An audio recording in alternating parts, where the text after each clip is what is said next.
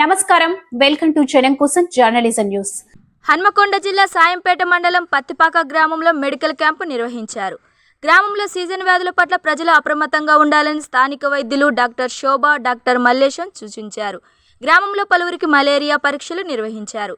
గ్రామంలో ప్రజలు వ్యాధుల పట్ల అప్రమత్తంగా ఉండాలని సూచించారు. ఇంటి చుట్టూ నీరు లేకుండా పరిసరాలు శుభ్రంగా ఉండే విధంగా చూసుకోవాలని, ఎలాంటి అనారోగ్య సమస్యలు ఉన్నా వెంటనే ఆసుపత్రికి వచ్చి వైద్య పరీక్షలు చేసుకోవాలని పేర్కొన్నారు. ఈ మెడికల్ క్యాంపులో డాక్టర్తో పాటు ఏఎన్ఎంలు హేమలత, స్వరూప, ఆశా కార్యకర్తలు సునీత, రజితతో పాటు పంచాయతీ కార్యదర్శి సంధ్యారాణితో పాటు మాజీ సర్పంచ్ పాల్గొన్నారు.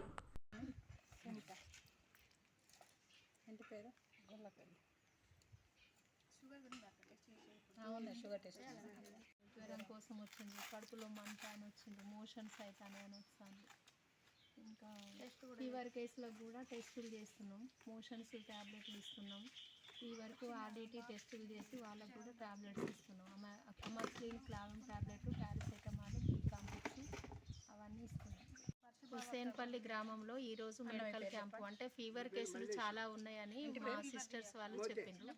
అందుకోసం గ్రామస్తుల ఆదేశానుసారం మేము ఇక్కడ మెడికల్ క్యాంపు కండక్ట్ చేయటం జరిగింది.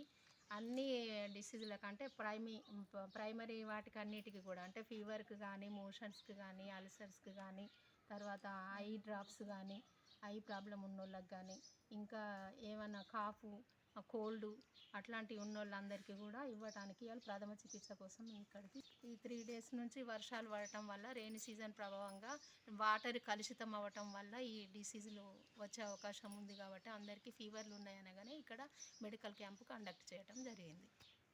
నా పేరు శోభ అండి. నేను పిహెచ్సి షాయంపేట.